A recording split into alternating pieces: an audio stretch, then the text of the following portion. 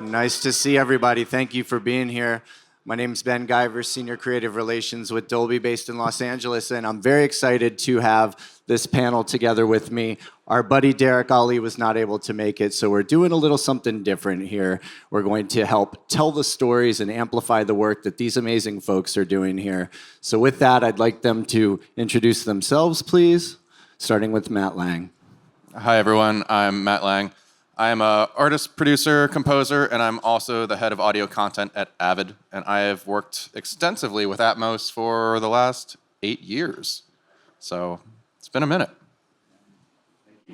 Hi, everyone. I'm Ella Rosa. I'm an independent artist, and I've been doing the Dolby Accelerator program this week. So, yeah, that's me. Hello, everyone. My name is Oscar Brown III. My producer name is Obie. I am currently based in Los Angeles. I'm a producer, multi-instrumentalist, engineer, and I'm also part of the Dolby Atmos Accelerator. Hi, everyone. My name is Nick Rives. I am a Dolby Atmos music mixer based out of Los Angeles. I've been working in the format for almost 7-8 years now, and it's been a truly transformative experience for me and my relationship to music. So I'm very happy to be here working with these talented artists and meeting all y'all. So thanks for coming out.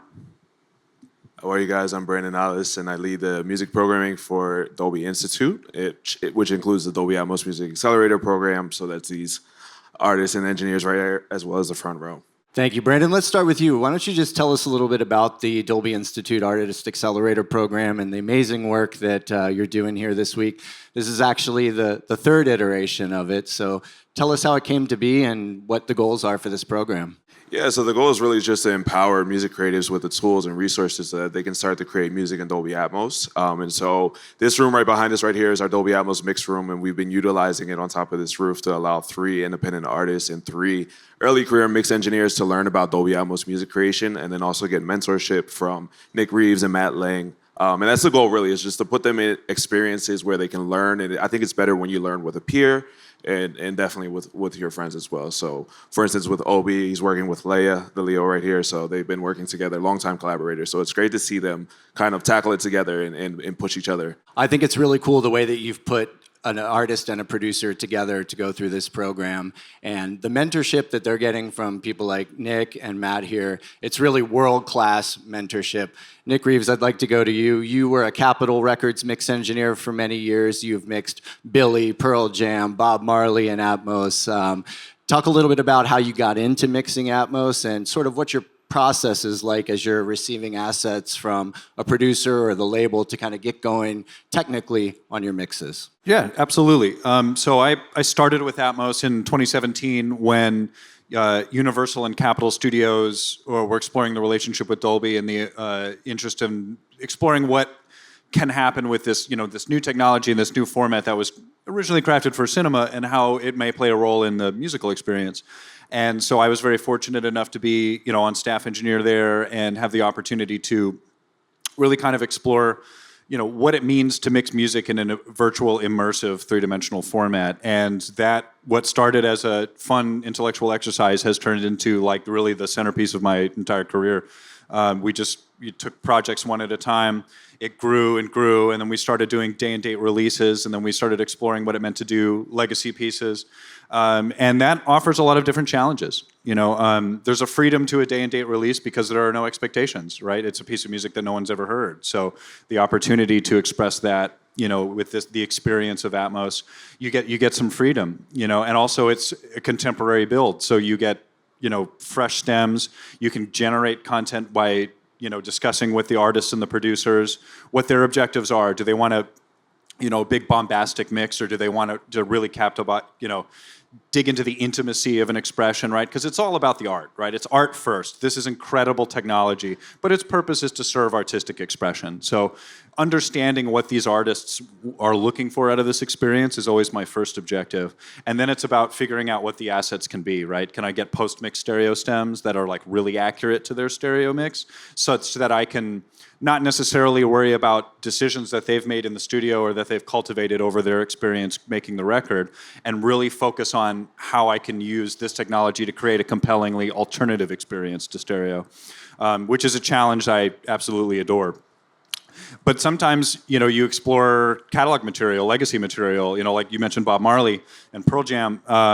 Those are mixes that some of us have lived with our entire lives and have deep emotional resonance with. And so you take on this kind of extra level of privilege and responsibility when reapproaching these, cornerstone mixes of entire genres of music and expressing them in a new way. How do we mix to that? Do we mix literally to that stereo experience, or do we mix sometimes to the memory of how those mixes live in our hearts? And often the latter tends to be the most effective because, when you really scrutinize a mix, sometimes it can maybe not live up to the expectations of the emotional journey that you've had with that piece of music. So, exploring how to make that memory and that association come to life is an incredible opportunity, privilege, and challenge, especially when you're going back to analog multi-track tapes and, baking the tapes, doing the transfers. I always do my homework, like, okay, was this mixed on a Helios console or a Neve desk or an SSL? What reverbs did they use? How can I recreate this, but in a contemporary, way that gives me the opportunity to really embrace what Atmos has to offer, while also staying true to the original artist intention of those pieces. What were they thinking when they were making Exodus? What were they thinking when they were making, Pearl Jam's 10? And so that's just such a fun opportunity to explore music that we love, but also create something new. It's an amazing responsibility, isn't it? And you have such an amazing ear for maintaining that creative intent. Chances are, if you've heard Dolby Atmos music streaming on the enabled services, you've heard Nick's mixes, and so he really does a fantastic job, and it's an honor to have him here mentoring the Dolby Institute Accelerator folks and sharing his knowledge with you. I'll go to you, Matt. I mean, you've been working in Atmos since 2015. In particular, one of the tracks that you wrote specifically for Atmos, thinking about how an immersive experience could translate from starting in headphones to a studio environment. You started during the lockdown, did a lot of the recording at home yourself, and then did the Dolby Atmos mix, took it into a studio and checked the translation. Talk us through This Is All We Have, your song, and how that came about. This Is All We Have, it was a track written and released, I want to say July or August of 2020. And the inspiration, of course, was for the first time, Avid was actually just coming out with their own distribution channel that allowed you to actually distribute Atmos mixes, which at the time, nothing could. Unless you were with a major label that had an Atmos deal themselves, you couldn't get your own music out in Atmos. And Avid created a product called Avid Play that allowed you to do it. So to launch with that, as well as I believe it was iTunes or Apple, they were launching with... It was with Tidal and Amazon first. It was Tidal with that's what it is, right?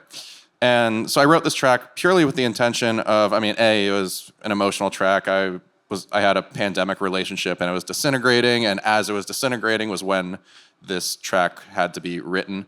So it was a very, emotionally turbulent time, which got put into this song, and then having, I guess, I was forced to create on the fly, and then doing it with the intention of writing in Atmos, it's very different to convert a stereo mix into Atmos or even surround, but when you write with the intention of it being immersive from the get-go, that completely changes your creative choices, and into the idea where I would have, this modular synthesizer line, it's going to be written in this way with this little motif because it's going to dance around your head in this certain way. And that's a very different relationship with music as opposed to simply writing for a stereo format. So that track really was, written purely with Atmos completely in mind. And because it was, lockdown at the time, I, at the time, couldn't go and, do it in a studio. So I did it entirely in home, and I did it entirely in headphones. And because at the time, the ability to do Atmos mixes in headphones had just come out. And I guess once I had the chance after that, then I just popped over to a Dolby studio and just, did the check. But to be honest, I killed it in the headphones. Well, and you're working with such amazing assets to begin with. You're a producer, you're an artist, you're a writer. And so you were writing, thinking about Atmos, auditioning it. And I think the emotion comes through in the final product. And really, I think one of the coolest things about Atmos is the ability to mix for a space and have each individual sound be very revealing, have its own character, have its own nuance, have its own detail. And the other thing too is because it's truly immersive, you can actually make something be so much more emotionally impactful. Absolutely. I mean, talking about emotion, Ella, your track with your amazing vocals on it, it's kind of like a liquid drum and bass kind of two-step track with just these amazing vocal harmonies taking up the space and the hi-hats kind of flying over top. As you were going into it, kind of not knowing what Dolby Atmos was going to do for you, how did you approach it, and what did you learn as you started to hear, your creation come to life in Atmos in the room there? I guess I was kind of excited because I'm putting two genres together, right? So I have R&B and drum and bass is what I want to put together. And so Dolby gave me like the space to really put the atmosphere to have both genres represented together equally as well. They were represented in such like a honorable way that like you could hear both things going together. And I think it made me nervous at the beginning to think like, I have to fill up all this space with drum and bass is simplistic music regardless of how you slice it. But once I finished the mix, I realized that was actually more exciting because then you can elevate the drums and the bass and the vocals. So it gave a lot more space for all the different elements. And it sounds fantastic. I had the pleasure of hearing it in there, and I really encourage everybody, if you have a moment, to check out these mixes. They're really fantastic. Obie, your track with Leah the Locks, it's beautiful. I mean, there's an amazing vocal arrangement happening. Your vocals kind of come in at the end and accentuate. You've got some live bass playing. But coming from a producer's perspective, and you're also an artist as well, kind of the same question. What did you think maybe going into it that changed as you started to write and develop your mix along the way? When I first write music, it's often, I hear the entirety of it in my head. It's like I hear the entire composition. I'm like, okay, hurry up, put it all down, try to remember it, and then make it sound that way in stereo. And it never does, right? Atmos felt like the actualization of my imagination, It felt like I got emotional actually listening to our mix in the car. I'm sure there'll be something floating around at some point. There's videos, I'm sure. And it was emotional because I've never heard what I actually imagined in my head actually out loud like that. And so to hear it with my music was incredible. It was beautiful. It was a completely unparalleled experience. And so I don't even remember what your question was anymore. It's like you answered it beautifully. Yeah, it was just that the Atmos completely allows me to be every bit as emotional and intentional with every single sound, every single soundscape, every single effect, every single anything, and place it exactly where I imagine it. I haven't found a limit yet, but I'm going to push it. I'm going to find it, and then I'll hit you guys up like, hey. Atmos does allow the artist to really connect with the listener and the listener to connect with the artist and hopefully really hear the artist's original creative intent, because these sounds aren't fighting for space now, right? They have room to breathe and room to move. And you mentioned hearing your song in the car. I heard it in the Maybach as well. It sounded fantastic. Nick, you've done a lot of work in pioneering kind of translation from studio to automobile in the Dolby Atmos environment. Talk a little bit about some of the things that you've been doing to ensure that original artistic vision and that connection to the listener translates to the automobile, for example. Absolutely. I mean, I think, and this is something maybe a lot of us can relate to, but music and cars is such a sacred relationship. I mean, there's just something that happens when you're cruising down the road listening to some of your favorite jams, whether it's, you just got out of work on a Friday or, and you're off to see your friends, or, you've got a long drive and you need to set the mood, what's the saga. It's such a meaningful part of our relationship to music in our day-to-day lives. And as many of you know, of course, the car test has always been such a critical part of how we produce records, right? You've got to go listen to it in the car, whether we were running off cassettes, burning CDs, flash drives, Bluetooth, every iteration technologically, we've had opportunities to give that test, give our music the opportunity for that test, and it's often very revealing. And we haven't had that opportunity with Atmos until very recently. And so it's been a little over a year now. I've been helping consult with Mercedes on understanding what that translation is like when we leave the studio and go into the car, because it's a notably different ecosystem, right? The one thing we know for sure is you're not sitting where you're supposed to be. right? You're not in the middle. You're not in the equidistant from everything. But we have all of this opportunity for control because we do know where you're sitting and we do know where the speakers are. So it's been a real privilege and just a really exciting opportunity for me to, work with those engineering teams and, listen to our mixes, bring the Mercedes team into the studio and be like, this is what I've made. This is the objectively correct experience. How can we make this happen in the car? And of course, they bring with them a incredible legacy of expertise in how to make cars sound great. The Burmeister team is fantastic. The Mercedes team is fantastic. And so we've just been really trying to work together to make sure, that our intention is actualized and that everyone in the car can have a really meaningful musical experience, but also have it be fundamentally the Atmos experience, what it is that makes Atmos so special. And that notable difference in experience between stereo and Atmos is something that we can really make a meaningful impact with in the car. And I think for a lot of us, in the early days, it would be like, okay, this sounds great in the studio, but like how is everybody going to hear this? What different technologies can we employ to bring this experience to everybody? And so I think for me, the cars really bring home that opportunity, to provide for people, a really meaningful Atmos experience with the expertise given to the engineers who are designing those cars. And so I think that's something that's really exciting. I love that there's the Maybach downstairs, the new electric EQS line. It really is kind of this testament to what the future can be, right? We have these exciting electric vehicles with this, brand new cinematic music experience, and it's something that we can deliver to everybody. So I think it's a really exciting time and a really exciting threshold for what Atmos music can be. Nice. Thank you for sharing that. Brandon, this afternoon, we're going to celebrate the Dolby Institute Accelerator program. All of the artists and producers together are going to have their friends and maybe their families here to hear their work. What can people expect tonight after we wrap up here, and how can they be a part of it? First of all, you can expect great music. There's been really incredible music that was created this week from these artists. And I think they can expect to really hear the emotion that these artists wanted to convey. It's really personal when an artist shares a song with you. And so having the ability to actually go inside of their song and actually listen to the way that, like Obie said, he had imagined it in his head is a very deep and personal connection. So I'm glad that people will be able to first know who these artists are, listen to their music, hopefully discover their new favorite artists, and then connect with them and see how they grow and how they continue to utilize the technology. Nick, just going back to you for a moment, you've been doing some mixing seminars around the world. You've been educating people on Atmos. You're doing it here as well with the Accelerator program.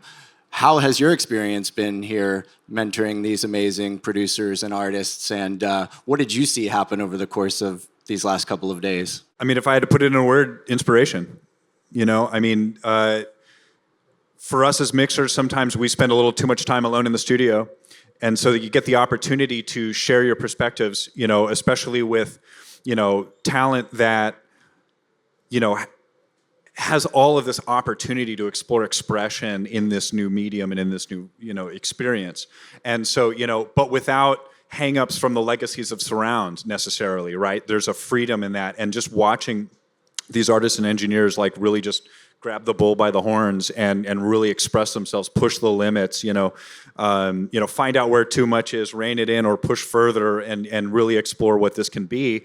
I think it's just something that I'm very happy to be a part of, but also very happy to learn from as well. It keeps me fresh, keeps me understanding where that inspiration comes from, especially from the creative standpoint. The idea that you would compose and arrange for that experience, and also just the different voices that we hear with the different engineers and the different artists. It's just a really exciting thing, and I think when we look at the progress of Atmos as an experience, the next major step is exactly what Matt was talking about, which is composition for the experience, right? Because everything I do is based on reaction to the stereo composition, and we of course write three-dimensional experience in our music all of the time. But knowing what's possible and pushing that and filling that space with intention and musicality and expression is the next big step for Atmos. And so I feel like I got to see that in the last 3 days. And that's something that renews my inspiration and and fills me with encouragement and makes me really excited to just like jump back in the studio and continue to explore those relationships. Yeah, agreed. I'm super inspired as well. So know exactly what you're saying.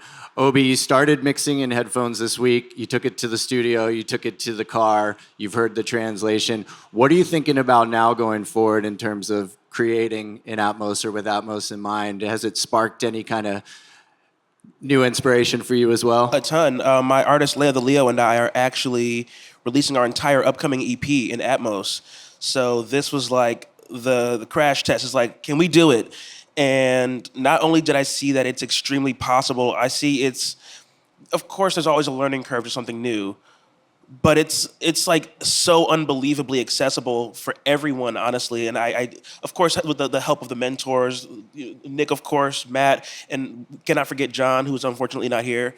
But it's just very clear to see that the intent of Dolby Atmos is not at all the technical. It very much so is the creative. Not a single time did I hear, this is technically correct, you have to do this. Every single note was given with the caveat, hey, whatever you believe is most, musically appropriate, whatever you believe is, your creative, it was all about the music, what the song dictates, what the music wants to do. And it really makes me feel empowered to go back home and take our EP and push it so that everyone can fall in love with our music and, of course, the way it sounds and the way we love Dolby Atmos. Nice. And yeah, I think you bring up a good point. Like, the tools are flexible. They're designed to fit into the workflow that you're used to using. There's native integration in most of the DAWs. So you can download the Dolby Atmos production suite today for free and get going in headphones and on a laptop. The Dolby Institute has a ton of resources out there for you, dolby.com/institute. Quick start videos and more in-depth videos, tons of tutorials. It's all there for you. So if you have questions about any of that, please hit us up afterwards.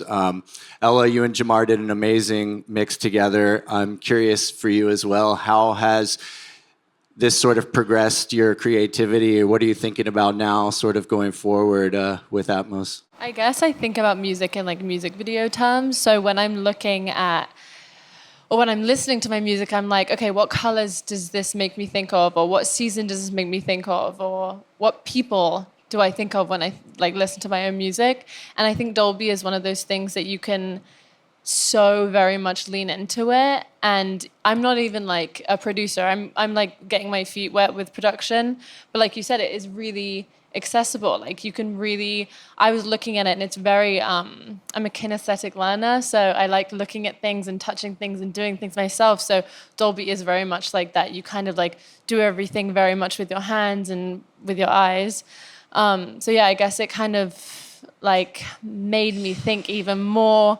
So how can I make this sound like an ocean? Or how can I make this sound like a girl who just got broken up with, going down, the highway crying, like that's how I wanted it to sound like. So Dolby's really, really good for, visually, visual music, I guess. Crying on the highway. And crying on the highway, yeah. Yeah, it creates a vibe, right? It creates a mood. And it's about connecting you with your listeners and having them get the purest form of your art as possible. And Matt, your experience, 8+ years of mixing in Atmos and working in Atmos, bringing that to the Dolby Institute program here today, the Artist Accelerator program. How was what's your take on mentoring these amazing groups of artists and producers, and what did you learn doing all of this? It's humbling, truthfully, because the amazing thing is, both of you are at the very, very beginning of this immersive journey, and you were doing things within 2 days that took me years to start doing myself. So it's very humbling and impressive, and it also just like, oh man, I gotta, like, what do I have to do now? So no, it's inspiring. Well, we'd love to open it up for questions if anybody would like to ask questions of our amazing panelists here. Hey guys, great job. Really inspiring hearing about Dolby. I'm gonna be honest, never heard of it before. I know Dolby, but I never knew this technology. So like, can we try and translate it to maybe a singer-songwriter, not in, as current as everybody else may be in this industry like you guys? How can I access it? How can my sound engineers and producers access this and translate it to, the people who are trying to get into this, the amateurs, if you will? First of all, it's just a kind of an understanding conceptually of what it is. which is it's a fundamental evolution of what we might historically consider a surround experience, but it's so much more than that because it's a three-dimensional virtual mix image that you create.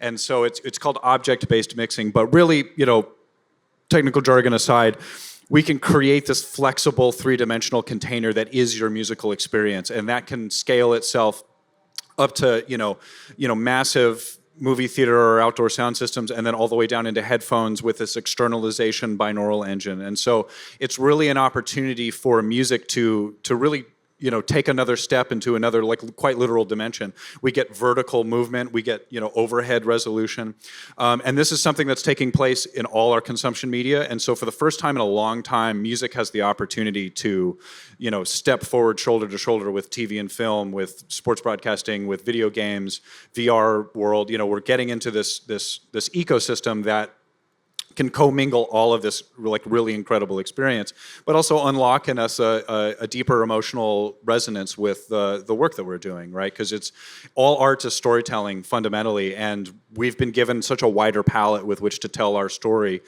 from the musical perspective. And so I think fundamentally that's what it is we're trying to achieve. And then as far as getting into it, there's a lot of integration into a lot of our most familiar tool sets. The renderers integrated into Logic. The production suite that we use, like I use Pro Tools, that you can integrate with that, is very readily available. And so, that's a great place to start. And because headphones are such a key aspect to the way we listen to music, I mean, we have all these metrics about how many people listen to headphones every day, and it's extraordinary. And we all have that. So whether you're, in the Maybach or you're, at the movie theater or you're in all these other environments, we all have headphones. So that, I think, is always the great place to start, to get one's feet wet in the understanding of what it means to mix in an object-based experience and what it means for your creativity as well. Like, in what way can you use a virtual three-dimensional space to express yourself, and that'll be different than the people next to you, and that's the beauty of the art, right? Because like we keep bringing home, it's art first, but it's a technology that enables us to maybe explore dimensions we previously haven't had access to in such a meaningful and intuitive way. And the tools are accessible. The Dolby Atmos production suite's available on our website. There are over 800 music studios around the world. We can connect you with those folks in your area to make sure that you can go in and have an experience. We have monthly webcasts where we bring people together to talk about where to get the tools and how to get them. The distribution network is firmly in place. There's over 2 billion devices in the marketplace that allow you to experience a Dolby Atmos mix. So it's all there, and we're happy to share all of that information with you from like a singer-songwriter perspective. We have all of those tools available for you, for sure. Hi, I'm Christine. So if you said Logic and you said Pro Tools. Nuendo, Cubase, Blackmagic Resolve. You can use the Dolby Atmos production suite with the renderer to use the music panner along with Ableton Live. And so you can hear it on 2 billion plus devices, on 12 plus streaming music services, tons of training material. The Dolby Institute has quick start videos, has deep dives. We have tons of white papers. We have whatever you need to get you going. And my role is in service of the creative community, to support all of the people that want to learn or are learning or are in any stage of creation. My team, my fearless leader here, Christine, my colleague, Aaron, we're all here for you. So please come find us if you have questions. And I will add just quickly, the Dolby Institute has a curriculum also that has self-paced learning, and you guys also have access to exercises and practice sessions, so you can go at your own pace and learn how to mix in the DAW of your choice. That's enabled. How y'all doing? My question is for you. So you talked about mixing these legacy albums, right? So I want to know, when you were mixing Exodus, what was the most difficult song to mix on that album? Because I mean, Exodus is Exodus, like. Totally. I mean, it's quite literally gospel. So I mean, I think the first and most foremost challenge was the overwhelming responsibility that I felt to maintain the creativity that record so radically exhibits. But also, when given so many different options, before I even start exploring the space, is to come up with an intention for what I want that experience to be. And so for me, as a musician, and as just a lover of music, it's that conversation that's happening amongst those like 10 phenomenal musicians, right? So how can I captivate on that, sort of experience and interactivity that's happening within the group, so that we can really feel that community element, that sort of inclusive atmosphere that not only is happening within the music and the performance, but also in the lyrical narrative, right? This idea of coming together and exploring how togetherness can help overcome some of the challenges that have existed, certainly in the time of those records, but also very much today. So trying to tap into a way to express that within this space while also maintaining, big bass and, stanky guitars and those like, perfectly imperfect background vocals. That was really where the soul of that record comes from, and just trying to get out of the way of that, right? It's not about making anything like, we're not polishing anything, we're not fixing anything. There's none of that, right? It's all about presenting most authentically that experience, and also, tapping into that element of like, how does this body of music live in the minds and the hearts of contemporary music lovers? Whether they're musicians or just fans, and trying to cultivate an atmosphere that makes good on that experience, and then just kind of following your heart, because otherwise you get the technology will overtake, and that's not really what that experience is about. It's about feeling that that bond between that band, and also the deep emotional resonance of the message of a lot of that music that is just as powerful today as it was in the late 70s. So that really, by trying to let that be my guiding light, it allowed me to keep the music first, And then of course, we never release anything without the approval and consent of the artist. So I had a just phenomenal afternoon with Ziggy in the studio where we just sat down and just grooved out to the record, and we did a little pushing and pulling. That's how it goes, and we found a place that we felt really proud of, and that had that authenticity and that emotional expression. So that's a big part of that process. And then also just, when you get asked to do the gig, you got to trust yourself too, So you just, take one step at a time and be critical, and come back the next day with fresh ears and be critical again, and make sure that it really feels like what I would hope to hear from that experience. Hey, what's up, everybody? So my question is for Obie and Ella.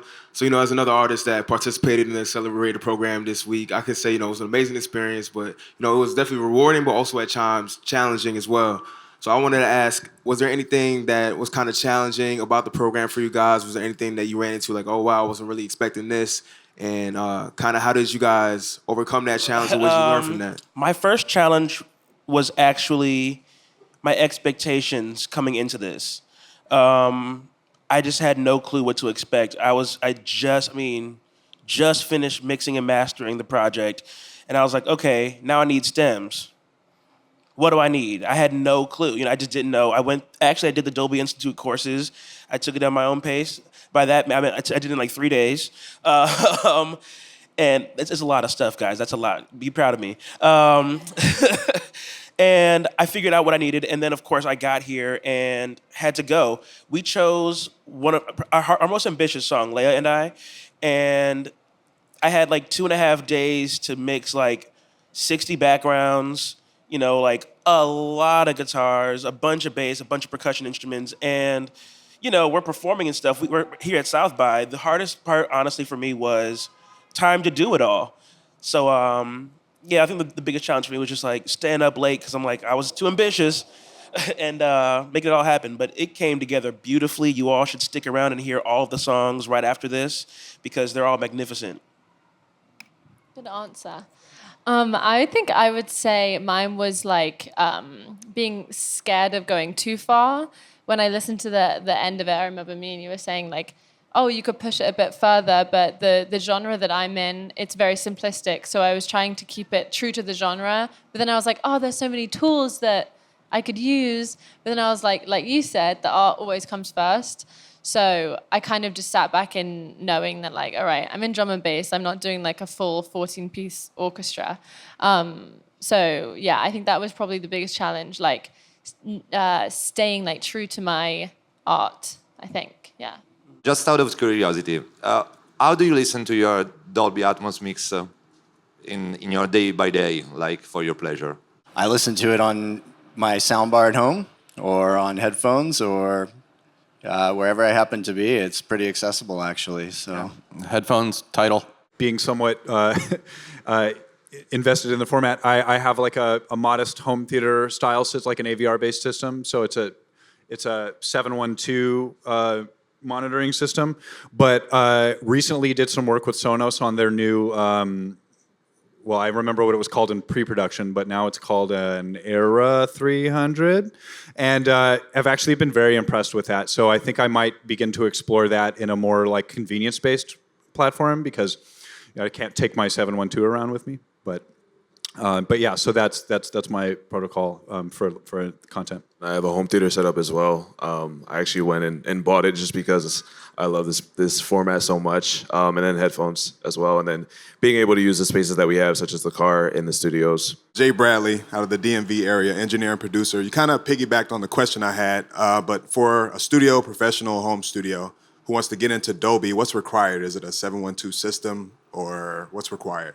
it's recommended that you have a 714 for reference and for mixing, but it's not required. We have a dedicated studio team with a studio onboarding form at professional.dolby.com where you can put in your current configurations, your current setup, the gear that you're using, the dimensions of your room, and what you're trying to achieve. And we can come back and give you recommendations based on what you need and what will work for you. So there's a Dolby Atmos room design tool that we can give you back a diagram on what speakers you've chosen and what sort of coverage that will give you for your room.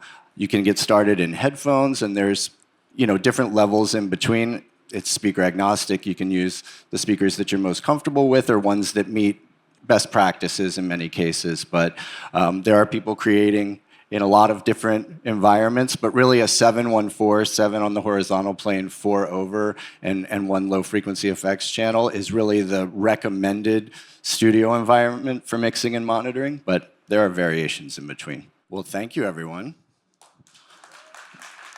Really appreciate the time and energy and input from our panelists here. We called an audible at the last moment to make this happen, so really appreciate them all coming on and lending their wisdom and expertise and insight and being vulnerable with allowing us to hear your art. So thank you.